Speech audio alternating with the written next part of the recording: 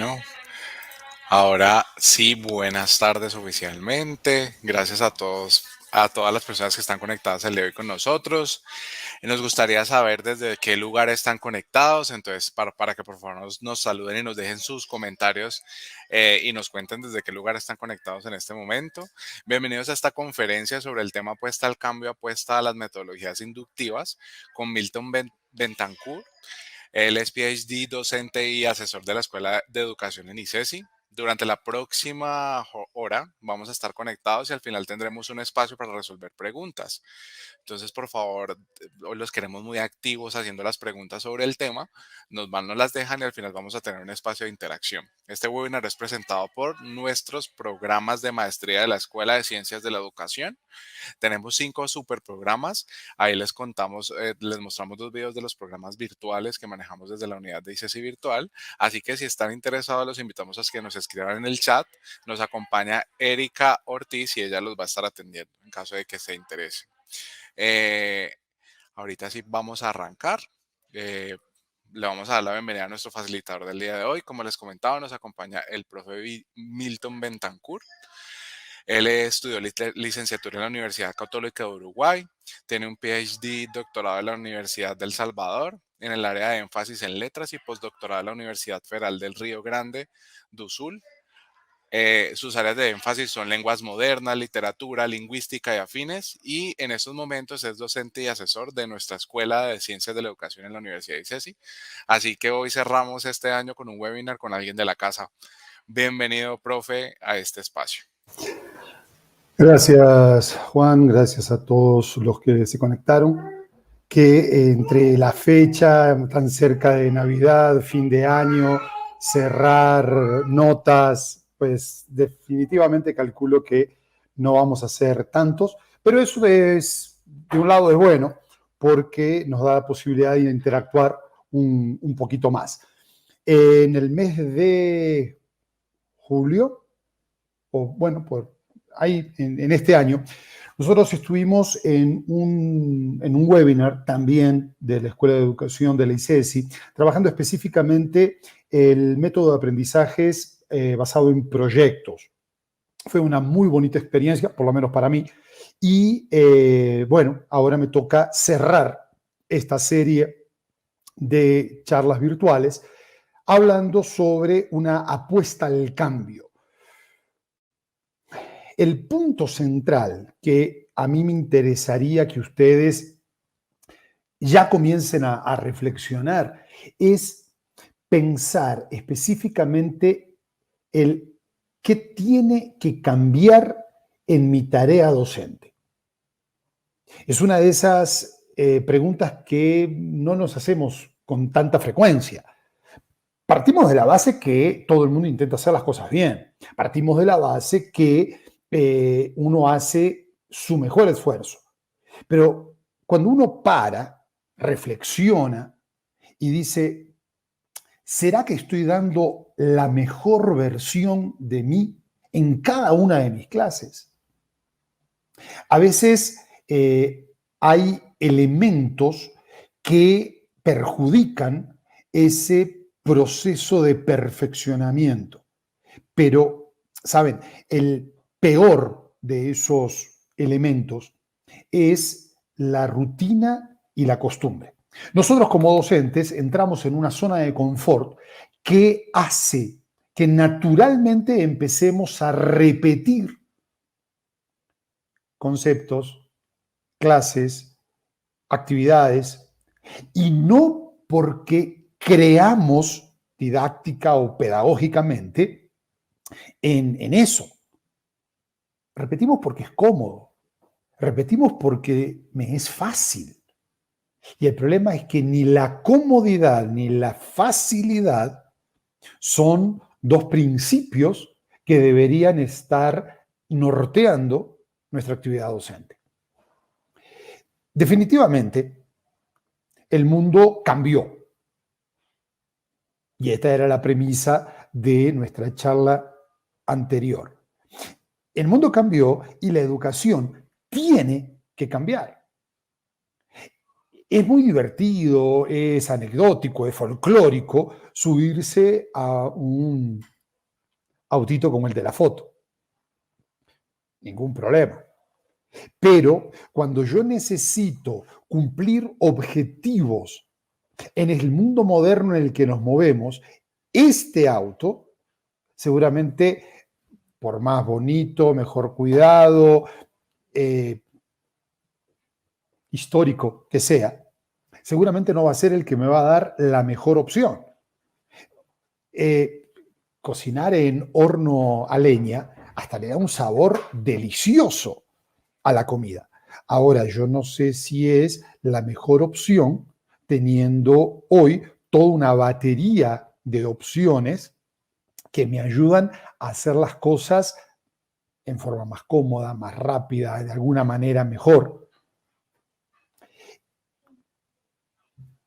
En realidad, la educación tradicional se ha manejado específicamente para pasar información y todo el proceso educativo está centrado en información. Eso trae como consecuencia natural que la mayor función de nuestro estudiante, de nuestro alumno, sea la memorización y la repetición de esa información. Ahora, acá entre nosotros, siendo sinceros, nosotros pasamos información en una clase tradicional. El chico la escucha, la memoriza, la repite, aprueba o no el curso. Y ahí viene mi gran pregunta. ¿Será que con ese proceso nuestro alumno consiguió aprender? Y ese es el gran verbo de la educación en el siglo XXI. Nosotros estuvimos durante mucho tiempo trabajando sobre el verbo enseñar, y tanto que el catedrático, el que da la clase, es el que sabe, el que dicta, el que da una conferencia. Ese es el catedrático. ¿Cuánto aprende mi alumno? Durante demasiado tiempo hicimos una transformación del proceso educativo que salió del maestro que enseñaba acompañando el proceso del alumno, y luego lo fuimos profesionalizando al sistema educativo y al rol docente hasta que comenzamos a hacer todo un proceso que se fue haciendo cada vez más teórico. Si ustedes van reflexionando sobre la historia de la educación, seguramente van a compartir esta premisa, esta idea básica que estoy planteando. Nos jugamos durante mucho tiempo a la información. Esa información trae como consecuencia memorización, repetición y olvido. Si no, explíquenme ustedes qué es lo que le pasa a todos nuestros alumnos cuando de un semestre para el otro le decimos, ustedes estudiaron el semestre pasado, el año pasado, tal cosa. La respuesta del 90% de los chicos es no. Y uno los queda mirando como diciendo, imposible, porque eso es tan esencial, tan básico, que cómo no lo van a... Y entonces, claro, ahí comenzamos a hacer ejercicios, preguntas, actividades, hasta que resucitamos una información que ellos tenían perdida. La apuesta en el siglo XXI no es a transmitir información, sino a ayudar a construir competencias. Explico. Yo no quiero que mi alumno sea competitivo, sino que mi alumno sea competente. En ese sentido, la competencia. Y si nosotros entendemos la educación desde la perspectiva, desde la óptica de la competencia, en este sentido del que estoy hablando, pues naturalmente vamos a tener una visión del proceso educativo diferente. Dicho eso, me gustaría que reflexionemos unos minutos sobre esa afirmación. No es mía, es de la profesora Carlino. Pero Mientras ustedes lo van reflexionando ahí en silencio, yo les hago el siguiente razonamiento. El que lee para la clase magistral es el profesor. El que sintetiza la información es el profesor. El que presenta la información es el profesor. El que busca los ejemplos para explicar es el profesor. El que evalúa, pregunta para evaluar, es el profesor. Y ahí hago una cuña con don Paulo Freire y quiero que en esta línea de razonamiento ustedes reflexionen sobre lo siguiente. ¿Cuál es el espacio que le damos a las reales preguntas que tienen nuestros alumnos? No las preguntas que nosotros hacemos y que nosotros respondemos o que nosotros tenemos la respuesta. Nosotros hacemos preguntas que nosotros conocemos la respuesta. Entonces, en realidad, no planteamos ningún tipo de diálogo. No escuchamos la pregunta de interés que surge de nuestro alumno. Porque nosotros en la clase magistral somos los que proponemos, los que hablamos, los que... Y en ese concepto, si yo leo, propongo, sintetizo, pregunto, evalúo, organizo, ejemplifico, obviamente, el que va a aprender va a ser el profesor. Y el alumno, bien, gracias, manda saludos. Ese alumno es el que va a escuchar, memorizar, repetir y olvidar. Es muy difícil que yo consiga un aprendizaje significativo con un profesor que se dedica a enseñar. Porque si él se dedica a enseñar, eso significa que el verbo principal no es aprender. Por lo tanto, la figura principal no va a ser el alumno.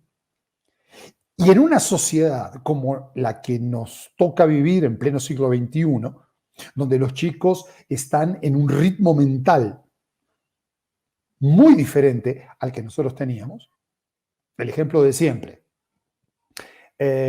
Cuando Beethoven escribía una pieza musical, escribía una sinfonía que duraba un tiempo prudencial. No importa si me gusta, si no me gusta, pero el tiempo de la pieza musical era extenso. La música actual, después de MTV, no dura más de 3 minutos y medio, 4 exagerando. ¿Será que los músicos no consiguen repetir una vez más lo que repitieron durante 3 minutos y medio? Lo que pasa es que saben que el otro pierde interés. Y nosotros queremos seguir trabajando con clases de 4 horas sentado el alumno mirando una pantalla, ahora en la pandemia. La sociedad cambió, el mundo cambió, la educación tiene que cambiar. En esa línea, les pregunto, ¿cuál es nuestra función como docentes con esta introducción que acabo de hacer? Si acabo de decir que el verbo enseñar ya no debe ser el principal, pues entonces entiendo que nuestra función principal es que el estudiante aprenda. Mi esfuerzo ya no tiene que ser para que yo enseñe, sino que mi esfuerzo tiene que estar colocado en que mi estudiante aprenda. Ahí es donde yo tengo que poner todas las fichas. ¿Ok? ¿Y cómo hago eso?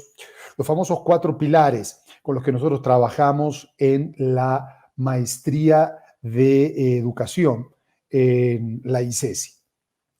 El primero, diálogo académico. Y cuando hablo de diálogo académico, no estoy hablando de aquella charla medianamente informal que los docentes teníamos en la sala de profesores. Eso era charla. No sé si es diálogo académico y definitivamente no es lo que estamos proponiendo acá. La propuesta del diálogo académico en este contexto es, los que tienen buena memoria se deben acordar de la charla de mitad de año. Y los que están acompañándonos por primera vez, les explico rapidito ¿A qué me refiero? El diálogo académico es la apuesta que yo como docente hago para que las preguntas que yo planteo en la clase sean preguntas de las cuales yo no sé la respuesta. El que ya me escuchó, pues ya sabe de qué estoy hablando. El que no me escuchó está diciendo, el argentino enloqueció. ¿Cómo no voy a saber la respuesta de la pregunta? No, y explico rápido. Si yo planteo un diálogo académico, significa que yo voy a hacer una pregunta de la cual yo no conozco la respuesta. Si no, no es diálogo, es un monólogo entrecortado, o son dos monólogos que se entrecruzan. ¿Qué significa eso? Significa que en lugar de preguntar una información concreta, específica, puntual, que lo único que hace es reafirmar una información que yo di, lo que yo planteo en mi pregunta es un espacio de reflexión por parte de mi alumno o un momento en el cual mi alumno va a tener que, con pensamiento propio, decidir cuál va a ser la respuesta que me va a dar. Si yo pregunto, por ejemplo, una fecha, la fecha es esa, de blanco sobre negro. Ahora, si yo pregunto un contexto histórico-cultural, si yo, en vez de preguntar sobre sujeto predicado y el sujeto es ese, yo lo que planteo es de qué manera lo ayuda a estructurar gramaticalmente la oración a mi alumno para comunicarse, pues a cada alumno lo puede ayudar de una manera diferente. En esa diferencia es donde yo no sé cuál va a ser la respuesta que me va a dar mi alumno A, B o C. No es que yo me voy a poner a hablar sobre temas no de la clase, no académicos, que tampoco es un problema. Yo creo que humanizar la educación tiene que ver con este diálogo académico, sí, o en un contexto académico, pero en un diálogo en el cual yo como docente me interese por el otro como ser humano. El primer pilar, diálogo académico. El segundo pilar, respeto por los saberes previos. Estamos en una sociedad del conocimiento. Los chicos, aunque sea Wikipedia, pero los chicos leen, tienen acceso a la información puntual colocando un dedo. Es solamente tener conexión a Internet, hacen, colocan y el tío Google le da la respuesta si yo lo que estoy buscando es información. Si yo lo que estoy planteando es una reflexión, ahí estamos en otro tema. Ahí ya Google me va a seguir dando la información, pero el gran tema es cuál va a ser mi propuesta como docente para que haga mi alumno con esa información. Lo cierto es que tu alumno entra a tu clase sabiendo algo o teniendo una idea. Es posible que esa idea sea perfecta y también es posible que esa idea sea profundamente equivocada. Bueno, respetar los saberes previos no significa que la respuesta errada o la información equivocada voy a decir, no, está bien porque yo estoy respetando. No, no, no, no. El tema es que en lugar de estar lloviendo sobre mojado con una información que ellos ya tienen o que ya dominan, lo que yo propongo como docente es saber hasta dónde llega el conocimiento previo a mi participación en el aprendizaje de mi alumno. Gente, nos ahorramos tiempo. Si yo hago o planteo una situación de aprendizaje para mis alumnos y mis alumnos me responden de forma correcta, razonada, pensada, ¿para qué voy a perder 45 minutos de mi vida y hacerles perder 45 minutos de la vida a ellos repitiendo una información que ellos ya tienen o confirmando un conocimiento que ellos ya adquirieron? Eso se soluciona muy fácil. Evaluación diagnóstica. Hago ese proceso, me entero realmente de los saberes previos de mi alumno, respetando esos saberes, comienzo a construir, comienzo a proponer opciones de construcción. ¿Se dan cuenta cómo cambia absolutamente? Un profesor de química decía que los alumnos se quejaban porque él hablaba mucho.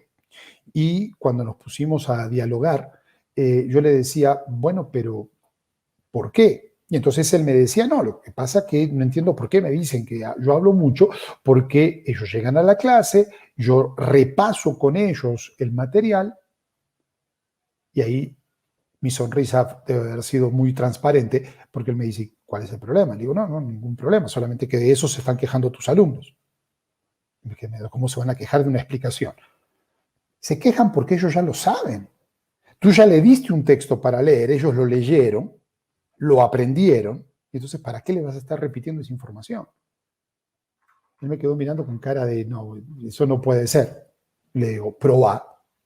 Y probó. Está haciendo la maestría en educación en la ICESI y está feliz con su perfil docente porque los alumnos sienten que los aprendizajes son significativos porque son aprendizajes de profundización de una información que ellos ya tienen. Yo no me preocupo por la información, yo me preocupo por el aprendizaje. El tercer pilar, construcción del aprendizaje. Colegas, no importa dónde ustedes estén, puede ser en mi amado Uruguay, en Argentina, donde sea, aquí en Colombia, obvio. Siempre el aprendizaje va a ser construcción. No hay posibilidad alguna de hacer que el aprendizaje sea otra cosa que no sea un proceso. No hay forma. ¿Puedo hacerlo más rápido y trabajar una construcción con paredes premoldadas? Sí, claro, sin problema. ¿Puedo hacerlo más artesanal y ladrillo por ladrillo? Pero es que el aprendizaje siempre va a ser proceso. Y el gran problema nuestro es que queremos homogeneizar los procesos de todos los alumnos.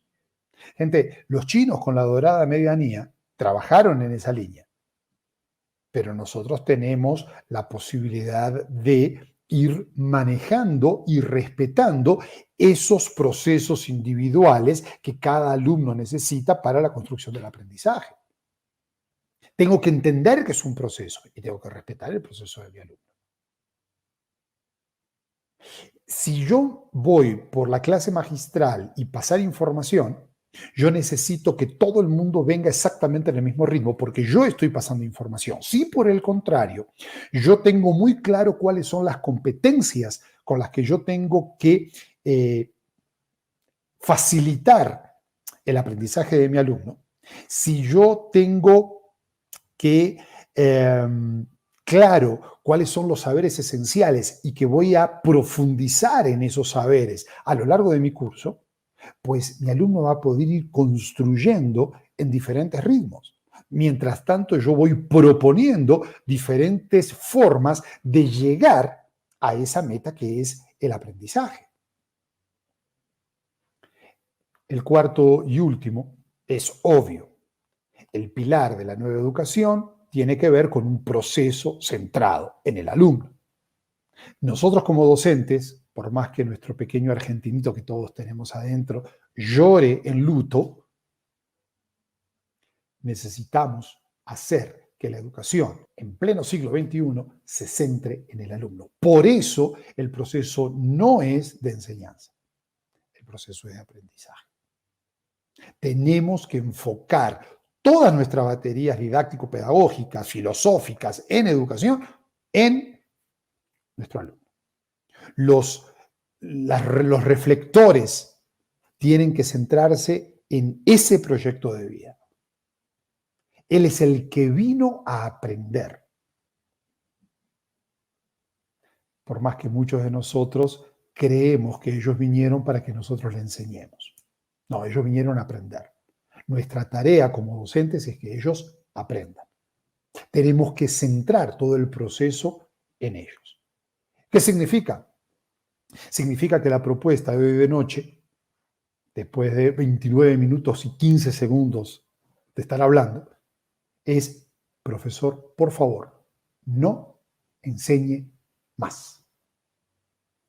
Ya, acabó. Y claro, la pregunta va a ser, bueno, ¿y entonces qué? ¿Me voy a trabajar a dónde? Porque yo lo que sé es el profesor. Si usted es profesor en el siglo XXI, usted no tiene que enseñar. Usted tiene que dedicar toda su energía, siempre la mejor, para que su alumno, ese proyecto de vida único, especial, aprenda. Es ahí donde está el foco. Y eso es la apuesta que nosotros hacemos desde las maestrías en la ICESI. Ustedes me dicen, uy, está haciendo propaganda. No, no es propaganda. Simplemente les cuento que si esto que yo les estoy diciendo funciona, sí, funciona. Esto no es teoría, esto no es ciencia ficción. No, esto funciona. Esto funciona porque nosotros hacemos el trabajo en la ICESI desde esta dirección. Por eso se los puedo decir con total tranquilidad.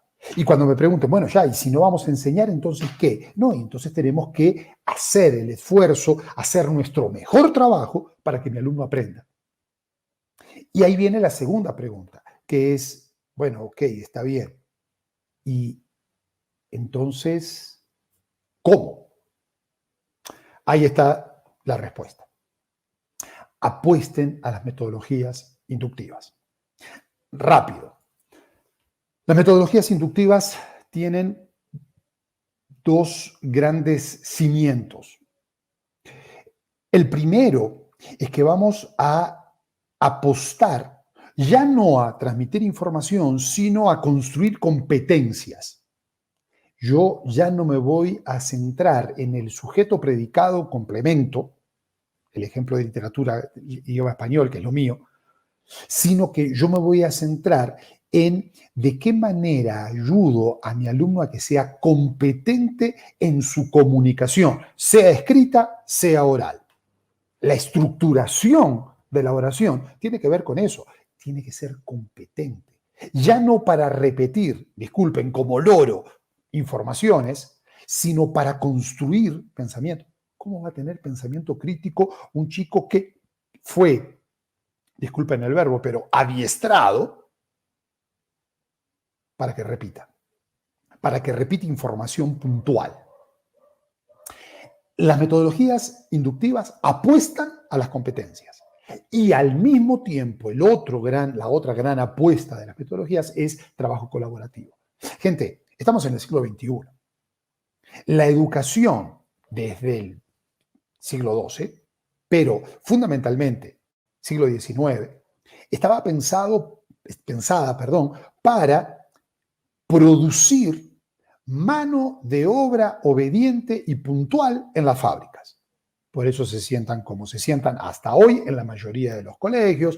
Por eso el único que está parado es el capataz, el que sabe, el que manda, el profesor. Y los alumnos, pues, aprenden y repiten mecánicamente.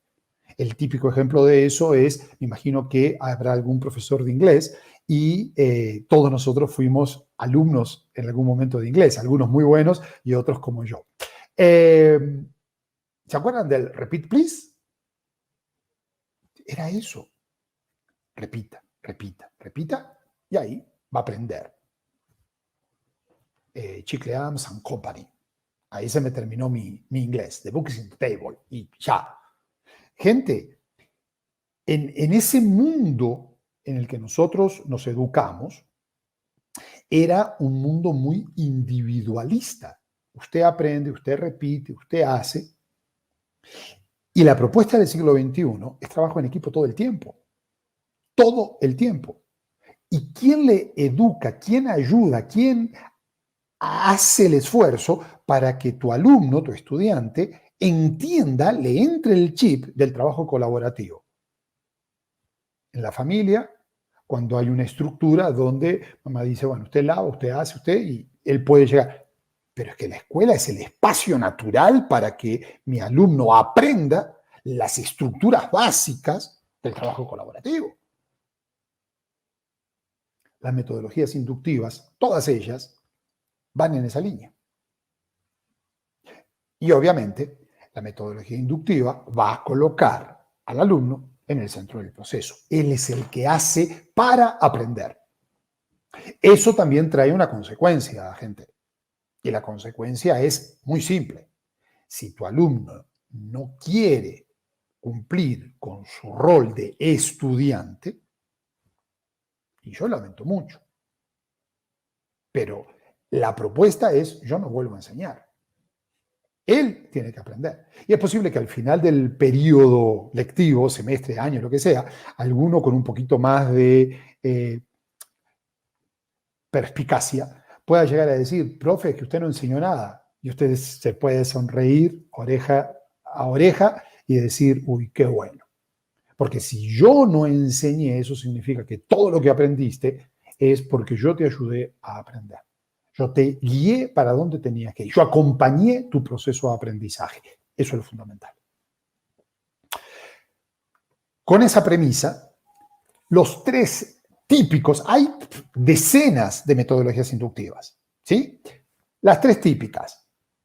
El aprendizaje basado en proyectos, del que hablamos, excelente, súper común, muy utilizado, muchos colegios, muchas instituciones van en el ABP proyecto, perfecto, bien.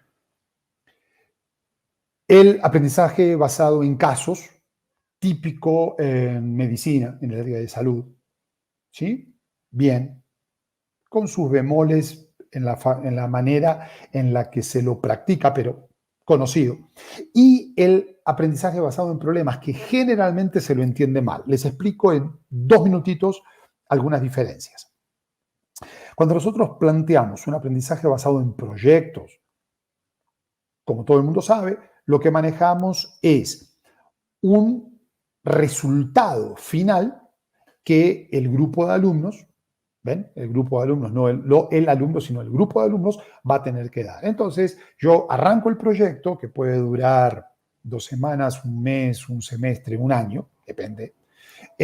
Y yo voy a comenzar el proyecto diciendo, ok, ustedes me van a entregar allá al final tal resultado, tal producto. Ahí está el proyecto. Todo lo que voy a hacer va a ser una secuencia organizada de actividades, entregas, correcciones, retroalimentación, trabajo, retrabajo, para que el producto final sea lo mejor posible. Eso es ABP Proyecto. Cuando yo trabajo en casos, lo correcto es planteo una situación de la cual yo tengo una solución medianamente pensada o ya sé la solución. Típico ejemplo. Paciente de sexo masculino con tantos años, con tales síntomas, ¿cuál es el diagnóstico? Eso es un caso. ¿Sí? Yo, por mi experiencia como médico, debo saber cuál es el resultado, yo debo saber cuál es el diagnóstico de esos síntomas. Ok, sin problema. ¿Qué es lo que hago? Voy a trabajar con resultados personales. Los pongo en pequeños grupos a discutir. Empiezan a pulir esa solución que ellos encontraron. Los traigo a una plenaria en la cual discutimos los resultados que los diferentes grupos fueron trabajando. Finalmente, cada uno o cada grupo me entrega un informe. Ese es el proceso de casos. ¿Dónde estoy yo como profesor? Planteando la situación, acompañando, preguntando, haciendo. ¿Haciendo qué? ¿Enseñando? No, haciendo que ellos lean, que ellos investiguen, pero yo estoy al lado. Esto de las metodologías inductivas no es hagan y yo no tengo nada que ver con eso. No, no, no, no, no, no. Hagan y yo estoy al lado tuyo para consultas, ayuda, para ver cómo va, porque yo tengo que acompañar. Si mi actividad, mi necesidad como docente es acompañar el proceso y facilitar el proceso de aprendizaje, pues yo tengo que estar al lado. Jugando a las escondidas atrás de textos y trabajos individuales o grupales, no sé cuánto estoy acompañando. El tercero, que también es y generalmente se lo aplica mal, es el aprendizaje basado en problemas. En el caso de problemas, lo que yo voy a hacer es, como docente, plantear una situación a la cual mis alumnos tienen que solucionar. Simple. El tema es que en el ABP Problemas Yo como docente no voy a dar mucha información. Yo te puedo decir, mira, tuvimos un problema de seguridad en el colegio y que fue evidente que en el colegio el sistema no funciona. Yo estoy leyendo los comentarios que hacen a pie de página en la pantalla. Primero, los agradezco muchísimo, son ustedes demasiado amables. Y sí, claro, en este momento corto la explicación del ABP Problemas para decir que necesitamos un cambio de perspectiva urgente, María C. Urgente. ¿Por qué? Porque si seguimos dictando clases, pues no va a funcionar. Y la brecha entre la sociedad, el mundo en el cual los chicos viven y la burbuja de cristal en la cual se transforma la escuela, el colegio, el liceo, la universidad, cada vez va a ser más grande. Vuelvo al ABP Problemas. Les digo, planteo una situación y los alumnos en grupo, ahí está el trabajo colaborativo, me van a traer opciones de respuesta. Obvio, para poder producir esa respuesta, ellos van a tener que salir, analizar, investigar. ¿Entienden cómo el aprendizaje está basado en ellos? ¿Entienden cómo el centro del proceso son los alumnos? Y yo voy a estar en cada clase recibiendo esas posibles respuestas que me dan. Y mi trabajo como docente es no dar certezas, es poner más dudas, es hacer más preguntas. ¿Se dan cuenta cómo cambia la perspectiva de la educación? A nosotros nos educaron sobre la respuesta correcta. Tanto nos educaron en eso, que acá así entre nosotros, ¿sí? Nosotros nos hacían preguntas múltiples, que de 4 o 5 opciones había una que era correcta. Solo una. Y ahora lo que estoy proponiendo, ya no propongo, son los teóricos pero el aprendizaje basado en problemas, que es una metodología inductiva, propone, es decirle al alumno, esa respuesta que ustedes me trajeron, interesante, por esto, por esto, por esto, pero ¿y qué pasa si, y tal factor que ustedes no tomaron en cuenta? Lo que yo tengo que hacer que mi alumno haga es dudar. El siglo XXI nos hace dudar de todo. Y nosotros jugamos al Kahoot para que nos den la respuesta correcta, la única, en el menor tiempo posible. Nada contra el Kahoot, sigan jugando, está todo bien. Pero el aprendizaje va por otro lado. La sociedad lo que nos está pidiendo no son jugadores de Kahoot. Es gente que frente a una situación me pueda dar respuestas diferentes. Que se anime a pensar diferente. ¿Dónde va a aprender el chico a pensar diferente si nosotros le dictamos clases? ¿Dónde va a aprender el chico a pensar diferente si nosotros le pedimos la respuesta que repita en su respuesta lo que nosotros dijimos? No son las únicas. Hay decenas de metodologías inductivas. Apenas le menciono 2, 3 más, hasta porque el tiempo ha pasado. El aprendizaje basado en retos es muy parecido al aprendizaje basado en proyectos. 2 diferencias básicas. Una, en el aprendizaje basado en proyectos yo me puedo quedar con una respuesta teórica. En el aprendizaje basado en retos, generalmente vamos a buscar que la respuesta sea real, que yo dé una solución real a un reto propuesto al grupo de alumnos. Claro, el reto va a ser diferente si estoy trabajando con niños de jardín de infantes a que si estoy trabajando con alumnos de 9º semestre de la facultad. Obviamente que el alcance va a ser diferente, pero el concepto es el mismo. Yo te pongo en una situación que tú tienes que solucionarme. Cortita, pero me tienes que dar una solución concreta, real. ¿Va a haber un resultado? Sí. ¿Va a haber una secuencia? Sí. ¿Parecido a proyectos? Sí. Solo que en el proyecto generalmente es más largo y el reto es más corto. El proyecto puede ser que me quede en la teoría, en el reto tengo que mostrar un producto concreto, real de solución. La diferencia es de tiempos. Y lo que yo siempre le digo a mis alumnos, yo prefiero que nos equivoquemos en el tecnicismo y que digamos, esto es un ABP proyecto, y que en realidad sea un ABR, pero es una propuesta en la cual yo aposté, valga la redundancia, aposté a que mi alumno haga, que mi alumno piense, que sea autónomo, que trabaje en grupo, que no necesite del dictado de mi voz para aprender. ¿Son autodidactas? No, porque yo estoy al lado. Pero lo que no son repetidores de mi pensamiento. Yo necesito, como docente, que los alumnos entiendan que la sociedad les exige que piensen de manera autónoma. Para repetir ideas de otro hay demasiada gente. Y la educación no puede darse el lujo, de seguir produciendo ravioles todos igualitos con el mismo sabor. Pero para eso tenemos que apostar al cambio. Otra de las metodologías inductivas es el aprendizaje basado en el pensamiento o en la reflexión.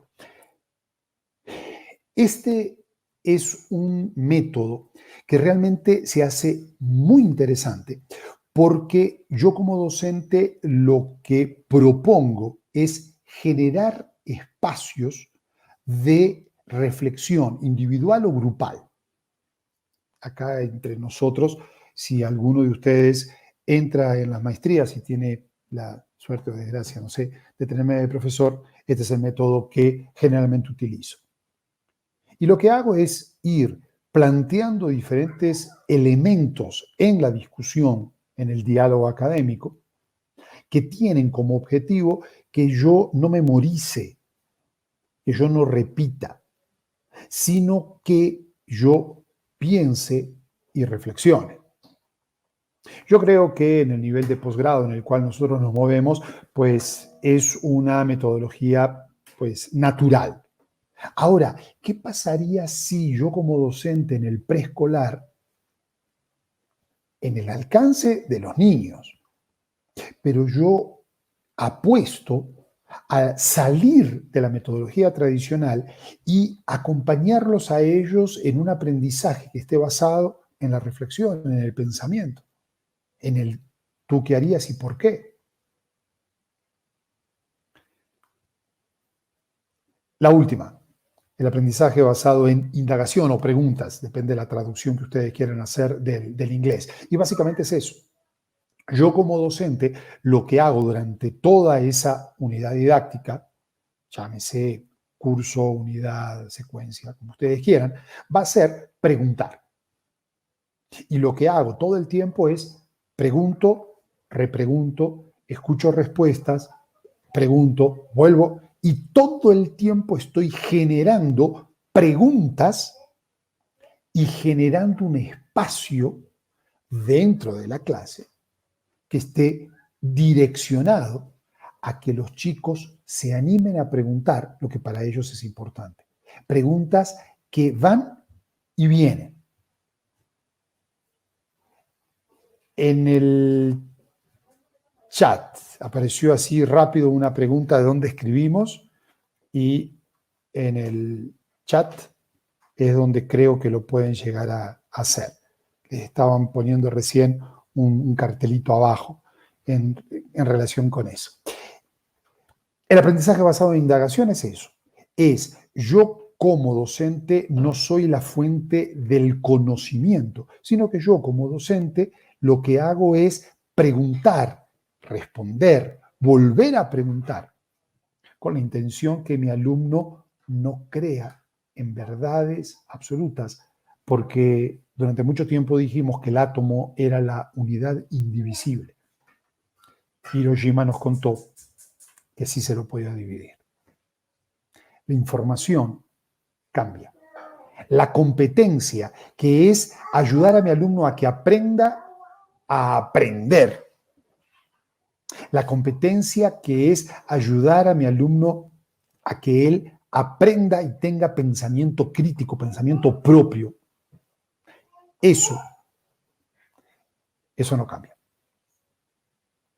La información va a cambiar. La capacidad mental de aprender, eso no. Por lo tanto, profe, no importa en el lugar en el que estés, puedes estar en la mitad de Cali, Bogotá, Buenos Aires, Montevideo, no sé, donde estés. O puede ser que estés en un colegio de zona rural, en algún lugar perdido en el interior de nuestro hermoso continente. No enseñes más. Dedica tu mejor esfuerzo. Apuesta al cambio. Apuesta a las metodologías inductivas. Haz tu mejor esfuerzo para que tu alumno aprenda. Tengan ustedes una excelente noche. Muchísimas gracias por soportar esta hora conectados y estoy abierto a las preguntas que en el chat pueden haber surgido o de alguna manera. Si no, de todos modos, pues una feliz Navidad toca, ¿no? Ya dentro de unos pocos días, la Navidad, el Año Nuevo y en serio, si usted es docente, tiene que dar la mejor versión cada día. Y la mejor versión para nuestros alumnos es estimularlos a que aprendan. Muchas gracias. Profe, muchísimas gracias por esta hora de charla, con tanto conocimiento y con tanta información. Hasta el momento no tenemos preguntas en el chat, pero yo sí tengo una pregunta. Yo he escuchado, yo no soy profe, pero sí he escuchado un, un, un término que se utiliza en todo este contexto educativo, que es el término aprendizaje activo, ¿sí? Este término está relacionado con estas metodologías inductivas y cómo se relacionan. Claro que sí. El aprendizaje activo es la base, casi diría yo que pedagógica, de las didácticas o metodologías didácticas de las cuales yo he hablado.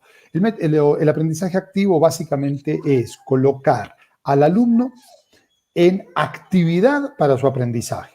¿Qué significa eso? Que yo tengo dos propuestas. O tengo a un alumno pasivo, escucha, memoriza, repite, olvida. O tengo un estudiante activo que hace por aprender y que entonces, en el momento en el cual aprendió, ese aprendizaje se va a hacer significativo para él. Significativo importante, que él puede relacionar con elementos que él ya tenía. Que no haya preguntas en el chat significa que nadie entendió nada. Hay que repetir esto en marzo. Yo sí entendí también y también tengo otra pregunta. ¿Cómo Hágale. hacemos, o sea, cómo hacen ustedes los profes para precisamente abordar eso que tú acabaste de decir, como la forma de aprender de cada uno de los estudiantes? O sea, ¿cómo hacemos si nosotros ahorita tenemos que ya no enseñar, o sea, si ya los profes ya no tienen que enseñar, sino promover el aprendizaje de una u otra forma? ¿Cómo hacemos para entender o para abordar, mejor dicho, esas formas diferentes de aprender en un aula?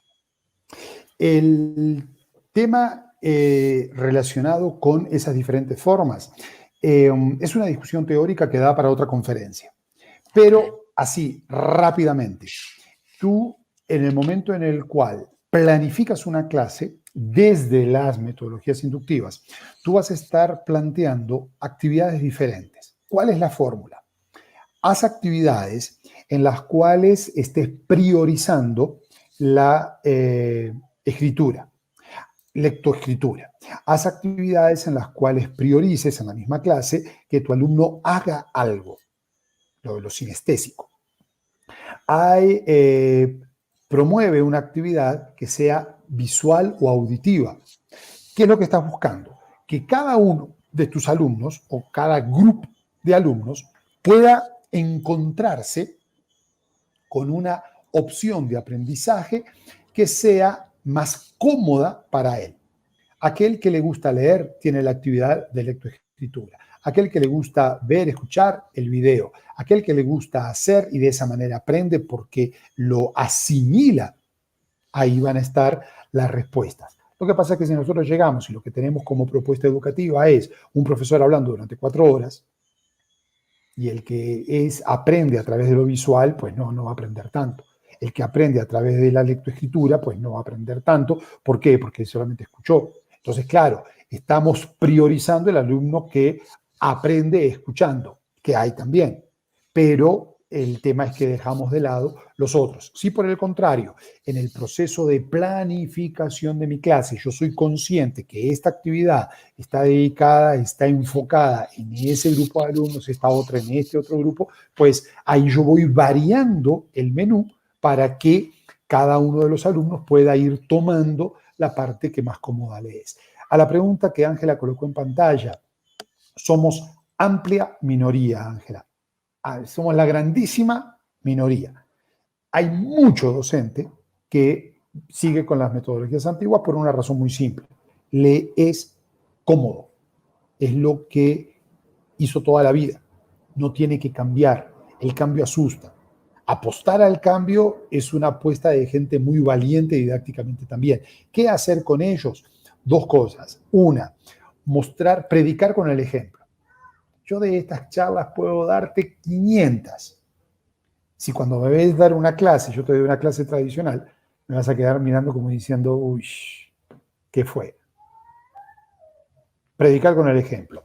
Segundo, mostrar resultados. Y esto acá no es que ahora todo el mundo tiene que sacar al argentinito que tenemos adentro y mira, no, yo, viste, lo hice así y... No, pero muestre resultados. Muestre un grupo de alumnos entusiasmados con el aprendizaje. Y eso tiene que ver con un proyecto, una gincana, un reto, sacarlos, ponerlos en actividad. Se van a entusiasmar. Se van a entusiasmar muchísimo más que pensar en escucharte 4 horas en una cámara. Muestre esos resultados. Los profes, no les voy a decir que se van a enamorar de la opción al día siguiente, pero definitivamente como profes observamos cuando hay algunos elementos que dan resultado. Las dos cositas para hacer.